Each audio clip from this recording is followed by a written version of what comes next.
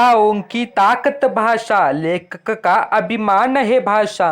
भाषाओं के शीर्ष पर बैठी मेरी प्यारी हिंदी भाषा, जिसमें है मैंने ख्वाब बुने, जिससे जुड़ी मेरी हर आशा, जिससे मुझे पहचान मिली, वो है मेरी हिंदी भाषा।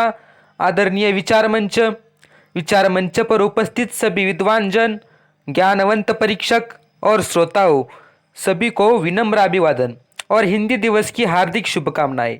हिंदी दिवस के उपरोक्त में आयोजित इस ऑनलाइन भाषण प्रतियोगिता में भाषण की प्रस्तुति करने जा रहा हूँ कर्मवीर मामा साहब का शैक्षिक कार्य।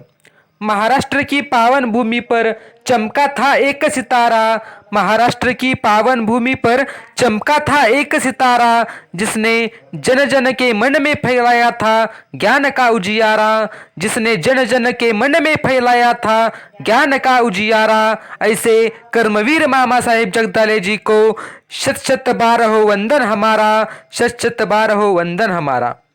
4 फरवरी 1903 को माता मुक्ताबाई के घर में भिकार सारोळे इस गांव में निवृत्ति नाम के तेजस्वी बालक का जन्म हुआ और यही निवृत्ति आगे जाकर पूरे महाराष्ट्र के मामा बने, वो भी उनके अलौकिक कार्य से। दोस्तों, ऐसा कहा जाता है कि मनुष्य कभी भी जन्म से ही नहीं बनता महान, मनुष्य कभी भी जन्म से ही नहीं बनता महान, बल्कि अच्छे गुण और अच्छे कार्यों से ही मिलता है उसे मान और सम्मान, मान और सम्मान। मामा जी का कर्तृत्व भी कुछ ऐसा ही प्रशंसनीय है। उनका बचपन चारे इस गांव में गया। बचपन से ही जिद्द और अटलता उनमें थी। उन्होंने हमेशा से ही शिवाजी महाराज और संत तुकाराम जी को अपना आदर्श माना। शिक्षा लेते समय विकट परिस्थिति के कारण उन्हें अनेक कठिनाइयों का सामना करना पड़ा। शिक्षा का महत्व उन्होंने पहचाना था, इसलिए अपने जैसे ही दूसरे गरीब बच्चों की शिक्षा में कोई बाधा ना आए, इसलिए उन्होंने बार्शी में 1934 को श्री शिवाजी मराठा बोर्डिंग की स्थापना की। मामा साहब ने अगर कुछ मन में ठान लिया तो उसे पूरा करके ही छोड़ते थे। इसी जिद और आत्मविश्वास के कारण ही आज श्री शिवाजी मराठा बोर्डिंग, इस बीच का श्री शिवाजी शिक्षण प्रसारक मंडल बार्शी, यह बरगद का पेड़ हुआ हम सब देख रहे हैं।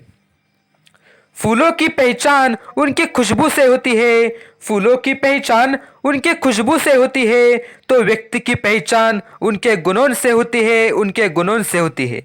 बोर्डिंग के हर एक छात्र आ सके और शिक्षा ले सके, इसलिए उन्होंने महाराष्ट्र के हर गांव-गांव में एक एक के घर तक जाकर शिक्षा का महत्व समझाकर हर एक के दिल में शिक्षा के प्रति रुचि निर्माण की।